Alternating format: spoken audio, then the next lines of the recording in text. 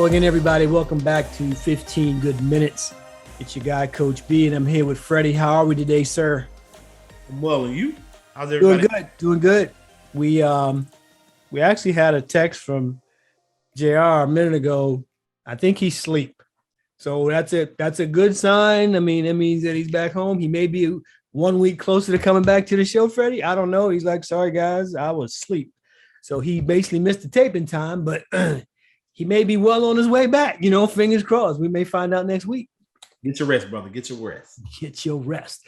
I'm going to talk about two things today, man. And I want to try to get your opinion on what you think about this whole, and I'll say controversy because that's the way I'm viewing it with the LIV Golf thing. Our good friends over at Golf DMV podcast, they tabled this topic on their pod last week, but our audience isn't a golf audience per se, and I like to know what your thoughts are on it. And in essence, at a really high level, LIV Golf is backed by Saudi Arabian government, and there's been some controversy initially when Phil Mickelson went over, because he basically had kind of talked out of both sides of his face in that. And I'm going to read you a quote, Freddie, first. His original statement when he first talked about Saudi Arabia was, and I'm quoting, "The Saudis are scary to get involved with. We know that they killed Khashoggi." We're talking about the Washington Post reporter, Jamal Khashoggi, who was murdered in 2018, lured there and murdered. That was endorsed by one of their princes. And then Mickelson continued, "They have a horrible record on human rights. They execute people even for being gay." Then he turns around once they offer him the check and he bolts. So let me take a pause there and turn it over to you. What do you know about LIV Golf, and what are your immediate thoughts on it? Well, in regards to LIV Golf, I know about it pretty much everything that you just recited, and it shouldn't come as a shock to anyone, with Phil Mickelson and what have you. But also, I think I was watching a show this week. I think it was last week rather. ESPN First Take. They were talking about it. Yeah, and they were basically saying something to the extent that Phil Mickelson and the other golfers that are going over, they're using that the LIV Golf as a negotiating tool to get what they want from the PGA. So whatever that may be, I don't know what it actually is, but in the event if that is what they're using to go to the negotiating table with the PGA to get whatever it is they want, I have no problem with it. Not to mention if you're gonna get the bag on it also, I have no problem with that. Phil Mickelson, do you really give a damn if they had him killed? No, you didn't know him. Do you really care about their human rights, and how they treat their citizens? You really don't. The only reason why you're dealing with them or going over in Saudi Arabia, wherever this tournament is going to be held at, or being sponsored by, for that matter, is because they're paying you. I think it's a win-win for the golfers. It's a win-win for the fans. It's a win-win for the sponsors of that particular tournament. Me personally, I wouldn't want to turn that into a political battle. I would have more respect, not just for him, but all of them, if they just said that. I think it's bullshit when they come out and try to take all these different stances. I do think it's sport washing. When you talk about who it benefits, I think it benefits Saudi Arabia. I think they're trying to clean up their image. And at the end of the day, you can't begrudge a person for going to try to get paid. But if that person's going to get paid and they know this, when you're talking to me anyway, as just a generic sports fan, don't blow smoke. Just say what the real truth of the matter is. And you have some guys like Rory McIlroy this week. He called out some of the, I'm going to call them bottom feeder guys. So number one, this isn't about tournament style play. They're basically saying, come play in our league, of which only one match is in Saudi Arabia, and everybody's going to get paid. They don't care whether you win or lose. They're paying everybody and writing contracts. So consequently, It's really about them being, in my opinion, about Saudi Arabia trying to help clean up their image because they need those high-end American athletes, golfers, to be affiliated with them. Right. And now, based on what Rory was talking about a few days ago, now guys who can't even make the cut on tour here are bolting over there. So just say, I'm going for the bag. Just say I'm going to get paid. Say, oh, I know they do some horrific shit politically, and I'm trying to stay out of it, but understand, the traditional thing like you hear from athletes all the time, I just got to take care of my family. Okay, great. Go do that, but don't try to sugarcoat it or sweep it under the rug, as it were. And that's the only problem I have with it. The PGA has already taken action to suspend any player who goes there. The others are still, I think they're kind of waiting, like USGA and a couple others are waiting. But the PGA is basically saying, they're not on board with it. I don't think it's over, Freddie. I just was kind of curious to see, what your thought was. When I listened to the guys on Golf DMV, I think the general tenor was, you got a chance to get paid, go get paid. That I'm just saying, let's call it that off the top, because sports washing is not new. We saw it. I mean, why do you think so many Russian athletes have been banned since they invaded Ukraine? And the timing of them invading Ukraine, just happened to be after the Olympics. You know why? Because the Olympic Committee worldwide would not have let them compete, right? And it turns out that the World Cup, but the figure skater, she ended up winning gold. Mm-hmm. She wouldn't even have been in the competition. I had an interesting chat with Vern about it, and he seems to think that the Saudis are basically front loading right now, meaning at some point, Freddie, if fans don't watch and they don't get TV support, it's just going to be some cats playing for money and nothing is going to happen. Right. That won't change here in the U.S., but perhaps the PGA, to your point, what you said earlier, I think there's some validity in that. I don't personally think that they're going over there to try to get a better bargaining position, but I do think that will be the end result. The PGA will start paying more in their tournaments, as probably will the USGA.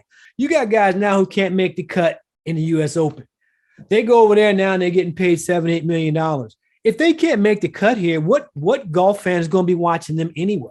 If you watch a sport for competition or to see the best play against the best, you got some cats who are on the senior tour now, like Phil, and you got these young guys in there who can't make the cut. I think DJ is the only one who is a legitimate, in the prime of his career, golfer who went there and surprised people, and now others are going. So I think it'll be an interesting thing to watch. I don't expect either one of us to have the answer. I was just kind of curious to see, based on what you've seen so far, where your head was on it. It's going to be interesting to see how it plays out the next year or two.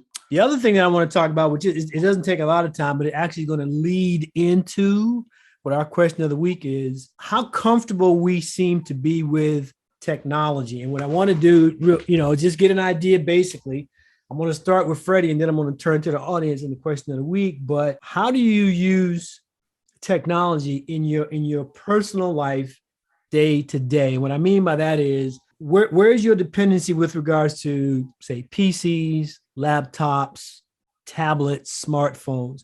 Of those four, do you have a favorite platform, one you're just more comfortable with that you use more than the other?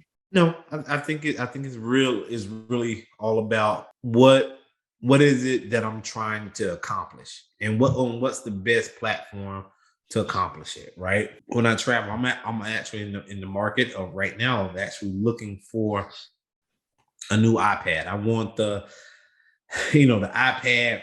Is it the Pro? I think it's like a 12-inch screen. I want the big one, 1 terabyte. That way I can download all my music, all my movies, download all my apps, and almost essentially guarantee myself that I won't run out of space. The only drawback to that is I'm having a problem paying $2,000. I'm having a problem paying that. Like my laptop that I'm using now for this podcast, I really use that just specifically for this podcast and for fantasy football, when I do the draft and everything like that. Some people draft from their phones and their iPad. I'm not. I like to have my laptop there, bigger screen, more, more functionality, if you will. I'm a little more linear in the sense that I use a particular platform for a particular thing. An example, I can't watch a YouTube video on an iPhone. For me, it's just too small. So even people that say, hey, look at this YouTube, when it comes to the phone, I send it to my email address and watch it from either this desktop, which you can't see, but there's 3 big screens here, or the laptop. For entertainment, I watch a lot of movies. Like I'll be outside at night, with a cigar and some cognac and watch a movie. I like the laptop for that. I used to be like Freddie and was doing it on the iPad all the time until I got a Dell XPS 13. It's sleek, it's slim, it doesn't cost as much as that Pro machine he's about to buy, and the picture's amazing. And the sound quality, because I listen on some high-end headphones, it's really, really good. So I pretty much only use my laptop for watching movies. Unless I'm on the road, I'll bring it and do some editing. And then for most things, I'm on this desktop machine every day. For me, when it comes to the phone, Freddie, it's primarily texting, or there's an app on there, and I'm going to get to this in a second with you, but there's a 1 or 2 apps that I really, really like. But for the most part, it's texting and communicating with people, and not much else. And what I'm going to do for the audience is I'm going to put something up on the screen now so you guys can see this. But this is the average screen time. If you don't know how to do screen time, hit us up. We'll tell you how to do it. And these are just rough averages between me, JR, and Freddie. So this is what the daily screen time is for the 3 of us. So as you can see, Freddie, and we just took a random week from each of the 3 of us, 4 hours, 42 minutes.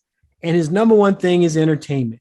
Now, that particular snapshot that Freddie sent here, it's 25% lower than his normal average. So he's pretty much sitting at about 5 hours and 30 minutes a day. JR is even more. JR is at 6 hours, and his number one thing is social media. And his was down 13%. So he averages about 6.5 hours a day. And if you look at mine's is 27 minutes a day. So if you ask yourself, guys, what that means, Freddie is on his iPhone 36 hours a week. JR is on his 48 hours a week, and I'm on 3 hours a week. And it doesn't make one any different than the other. But to Freddie's point, how you use the technology to help you do what you do. I don't pay as much attention to the phone. So when you look at, for example, like JR's number one thing, social media. I don't know what you're looking at, JR, but it just says social media is what you're doing. Freddie's is entertainment. Mine's is actually they call it creativity, and that's because I do some light video editing with it. So the screen time will tell you how much you're using it and such. But for me, when I started reducing the screen time, Freddie, it gave me time back. I found myself, I was just scrolling endlessly a lot of times, and I'm still a social media fan. But if I want to check Twitter, I do it on the machine. If I want to check some other platform, I do it on a bigger machine. And what it's helped me to do is help me to put the phone down. I actually turn my phone off at least once a day. Do you have a favorite app or one that you use more than any other? I would say it would either be Bleacher Report or ESPN. Hey, we need more sponsors. Bleacher Report. ESPN. He's not kidding, folks. If you look at his screenshot, Bleacher Report is his number one use. ESPN. When I need humor, I go on TikTok and see something that's humorous in it. I think I probably scroll on TikTok for like 45 minutes to an hour. I'm split between 2. One of them is called Strava, which initially I started using because it was designed for people who ride bikes, and it tracks your heart rate, how many calories, how many miles, what the incline of the hills were. I use that a lot. And then the other one is an application called Splice, a video editing tool. I didn't get a chance to ask JR what his favorite app was, but based on the fact that he spends so much time on social media, I'm gonna guess Twitter. Facebook or Instagram.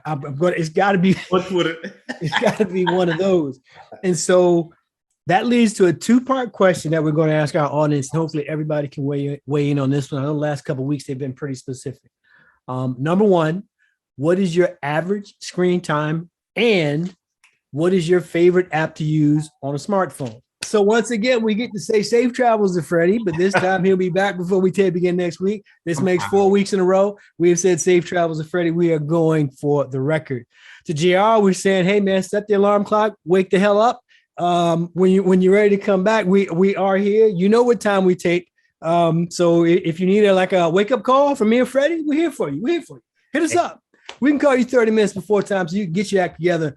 We love to see you back here on screen with the rest of us because you've been gone for a few weeks and we miss you. So again, everybody, if you get an opportunity to check out the question of the week, please hit us up on Twitter at 15 Good Minutes or right here on youtube.com/15 Good Minutes. We enjoy bringing this to you every week. It's a lot of fun. To all our viewers, stay cool. I know in the United States, we're currently going through a heat wave. Texas is ridiculously hot for no damn reason. Stay cool, stay hydrated. Everybody stay cool. We will see you guys next week. Peace.